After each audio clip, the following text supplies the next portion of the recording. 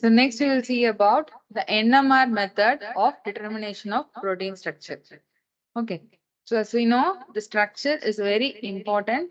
For this protein structure, it is very important for carrying out many biological functions. And it assists in that is to when you know the structure, it assists in scrutinizing the dynamics of the protein. You can also understand in which conformation protein it functions, and any change in conformation, what is its impact on the function. Okay. So to understand the functions of proteins at the molecular level, it is often necessary to determine their three-dimensional structure. So when you solve the structure, what are all the informations that you can get? How the proteins they interact with other molecules. So that information you will get. Next, how they perform catalysis in the case of enzymes. And interaction of protein with other molecules, including protein itself, can be understand. You can understand that. And the misfolding of proteins associated with diseases can also be studied. Okay. So this is the statistics of growth of the PDB structures within the protein data bank. So you can see it grows enormously. So starting from the year that is 1976, you can see the enormous growth. So as a structural genomics project, we get many genomes and other high throughput data. The many structures have come into existence. Okay. So, nuclear magnetic resonance. So, it is unique in being able to reveal the atomic structure of macromolecules in solution. Okay, so there in X-ray crystallography, you are crystallizing the molecules. Here, you are determining the protein structure, which is in solution. That's the main difference. So this technique, it depends on the fact that certain atomic nuclei are intrinsically magnetic. That is here, the concept is that the new atomic nuclei, they have the magnetic property. So that is used in order to determine the structure. So only a limited number of isotopes display this property called spin. Okay. So this simplest example is hydrogen nucleus, which is a proton. So there is a spin within the atom. So that spin, it makes the change from one state to another state. So that spin is recorded as a spectrum in order to determine, based on the spectrum, you determine the three-dimensional structure of proteins. Okay, the spinning of a proton, it generates a magnetic moment, and this moment can taken either of two orientation or spin states called alpha and beta when an external magnetic field is applied. So when you don't apply any force, they will stay in their position. So when you apply an external magnetic field, there will be a spin in the atom nuclei, so which makes a spectrum. Okay, so when many atoms are there, many atoms they will make a spin. So they will have a there is a bunch of spectrums, which is in turn is interpreted in order to get the three-dimensional protein structure. You can see this is a picture which gives you the information on how an atomic spin from one state to another it occurs.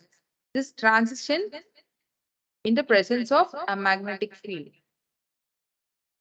Okay.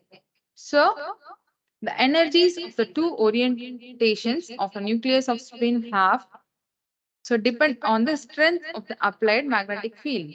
The absorption of electromagnetic radiation of appropriate frequency, it induces a transition from the lower to the upper level. So for example, you can see this picture. You have a spinning proton. Okay. So it has its own magnetic field. So when there is no external field, they will have their own magnetic there is property, and they will be in different directions.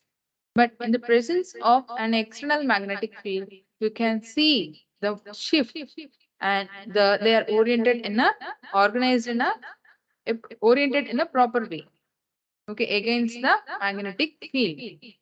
Okay, so this creates a spin from one state to another. So that spin is recorded as a spectrum. Okay, a spinning proton in a state can be raised to an excited state by applying a pulse of electromagnetic radiation, that is a radio frequency pulse. The frequency corresponds to the energy difference between the alpha and the beta state. So a resonance will be obtained. Okay, when there is a spin, you get the resonance. So the resonance spectrum, that is a resonance spectrum for a molecule can be obtained by varying the magnetic field at a constant frequency of electromagnetic radiation or by keeping the magnetic field constant and varying electromagnetic radiation. Okay. These properties can be used to examine the chemical surrounding of the hydrogen nucleus. So the flow of electrons around a magnetic nucleus generates a small local magnetic field that opposes the spin, and they are oriented in a single, that is a proper organized in a proper manner, right? The atoms and the presence of the magnetic field. So that local magnetic field, it opposes the applied field actually. That's why there is a spin. Okay. So the degree of such shielding depends on the it also depends upon again the atomic nuclei, the electrons within it. Because all the atoms they don't have the same number of electrons. There's a difference in the electron distribution, right? So based on that, the spin also occurs. It will have its own spectrum. So based on the spectrum, that's why they determine what is the atom, what is the residue, and the position also. I'll tell you about the position in a few slides. So the nuclei of the perturbed sample absorb electromagnetic radiation at a frequency that can be measured. The different frequencies termed the chemical shifts are expressed in fractional units delta relative to the shifts of a standard compound such as water-soluble derivative of tetramethicillin that is added with the sample. So here, the chemical shift or the resonance spectrum that you determine, see here. So this is the spectrum. Okay. By the spinning of these atoms. So CH3, CH2OH. What is it? It's an ethanol. Okay. So these atoms, they produce this kind of spectrum. You can see here, this CH2 group has a spectrum like this. Okay. And the COH, they have a spectrum like this. CH3, it has. So the reference. So they told that the spectrum is measured relatively with the standard molecule, which is tetramethylsilane. Okay, this compound is used as a reference in order to understand the spectrum of the other. What is this molecule? Where it is? So those things can be obtained with relative to the reference. So here, this is a spectrum of 55 amino acid fragment protein, which is a RNA splicing, which is having a role in RNA splicing. Okay, just an example spectrum. So, as methyl proton exhibits a chemical shift of 1 ppm compared to with a chemical shift of 7 ppm for an aromatic proton.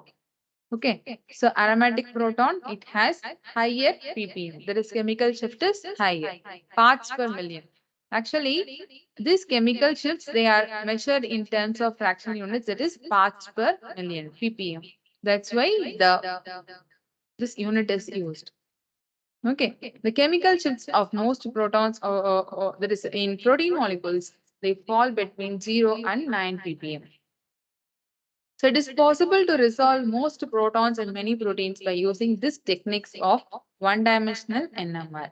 So with this information, we can then deduce changes to a particular chemical group under different conditions, such as the conformational change of a protein from a disordered structure to a helix in response to a change in pH. So like this, from the changes, that is from the chemical group under different conditions, you can understand the conformational changes. Okay, of a protein from disordered structure or to an helix or like the structural changes could be understood. And there is a term downfield direction and upfield direction that is used in NMR spectrum. Okay, so it is when it is towards the right, they have the upfield, they are mentioned as upfield direction, and they are towards the left, you tell it as downfield direction.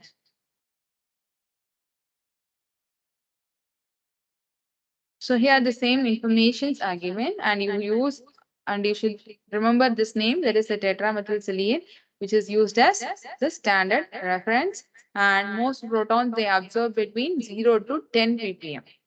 Okay. So how the chemical shift is calculated? The observed chemical shift downfield from TMS, that is tetramethylsilane, and the frequency of NMR spectrometer. So based on these values only you calculate the chemical shift. So we can garner, that is I told about the positions of atoms, right? How we are going to get. So that is by means of understanding how the neighboring one atom spectrum spin is there, how the neighboring atoms they spin. Okay, so based on that, so that is obtained by means of a method called nuclear over-Hazard enhancement spectroscopy. Okay, by inducing a transient magnetization in a sample through the application of radio frequency pulse, it is possible to alter the spin on one nucleus and examine the effect of on the spin of the neighboring nucleus. How it has effect on the neighboring atoms, the nucleus. So based on that, there is the method is called as that way of measuring spectrum is called as NOESY, that is nuclear aura enhancement spectroscopy. You can display, that is you can understand how the protons, which protons are placed or existing together in a structure.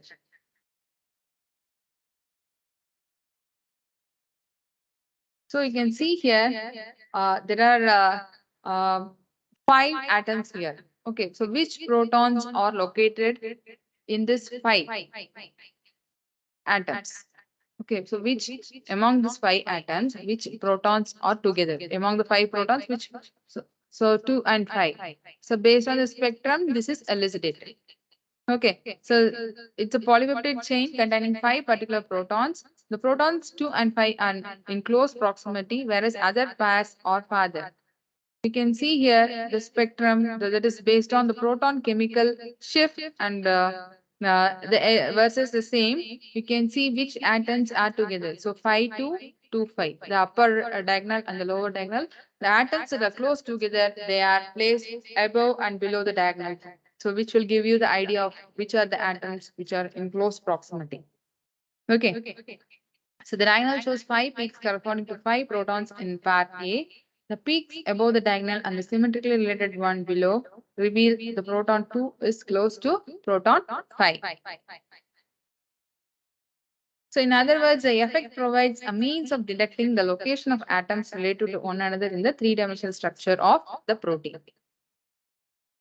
So structures are calculated such that protons that must be separated by less than 5 angstrom on the basis of noisy spectra or close to one another in the three-dimensional structure. So, okay. So those atom pairs within the 5 angstrom can be elucidated by using the NMR method. So here you can see this is a spectrum which gives you an idea of what all the atoms that are in close proximity in a 55 amino acid length peptide. So these all points, the upper and the lower end, they represent which are the protons which are together. So is it not possible to do it manually? Okay, now you need the assistance of the softwares. They will tell you which atoms in 3D space they are protons are together based on the chemical shift. So for example, so see this picture. This is the sequence actually. Okay, you know the sequence of any which you are going to determine, right? So when they fold, which protons are placed together. So that is the calculated structure based on the NMR experiment. This is how you can understand when you know which are the atoms they are together, you can understand how the protein will be in 3D space, how it will be folded in a 3D space, right? So that's what the information you get here. So in NMR, it's not that. So in crystallography, I told that you get a snapshot or the static picture of a particular conformation. In NMR, it is not like that. You get the structures in different conformations. Okay, it's ensemble of structures. Okay, so the accuracy in X-ray, it will be much more than that of NMR then. Okay, then the distances obtained from the analysis of noise are only approximate. They are not exactly, you cannot measure. Like in X-ray crystallography, you can measure the distance of the atoms. So that is not possible with NMR. Finally, the experimental observations are made not on a single molecule but on large number of molecules in solutions that may have slightly different structures at any given because they are not in solution, they are dynamic in nature. They will have different conformations, right? So a family of structures you get, and here in NMR, it's mainly there is structures which are less than 40 kilodalton weight. Okay, that is their molecular weight. So that can be determined using NMR. Okay.